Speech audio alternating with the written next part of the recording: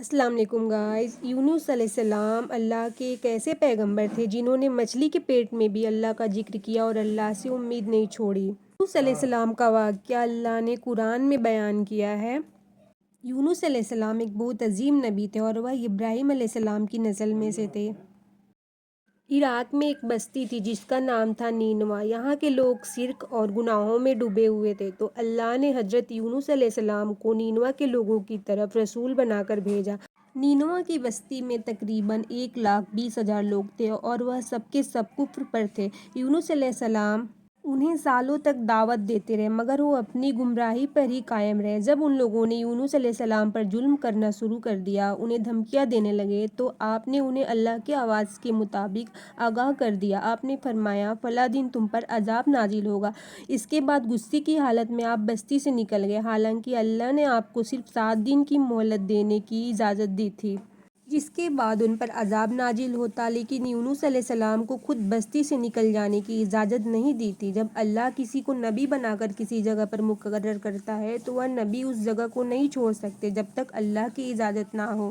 یہی وجہ ہے کہ محمد صلی اللہ علیہ وسلم نے مکہ تب تک نہیں چھوڑا جب تک اللہ کی اجازت نہیں آ گئی۔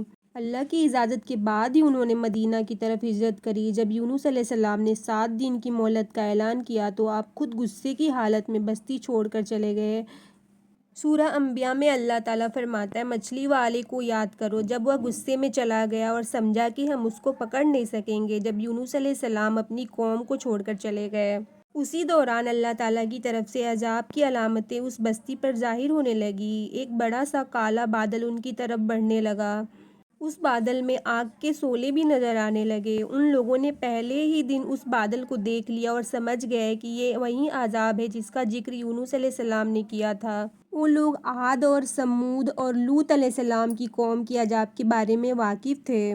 یہ عذاب ان کی بستیوں کے آس پاس ہی آئے تھے۔ ان کے سردار اکٹھا ہوئے اور کہنے لگے، جس طرح عذاب پہلے لوگوں پر آیا ہم پر بھی آئے گا، جلدی کرو، سب توبہ کرو۔ پھر ان سب نے اختلاف ختم کر کے مانا کہ یونس علیہ السلام سچ کہہ رہے تھے۔ ان سب نے اللہ سے توبہ کی اور ایمان لے آئے، مگر یونس علیہ السلام اس وقت وہاں نہیں تھے۔ وہ تو بستی سے غصے میں نکل چکے تھے۔ ان لوگوں نے پرانے کپڑے پہنے زمین پر نکل آئے، روئے، گڑ گڑائے اور اللہ کے حضور سجدہ کیا اور مغفرت مانگی۔ ان کے سرداروں نے سب لوگوں کو الگ الگ کر دیا،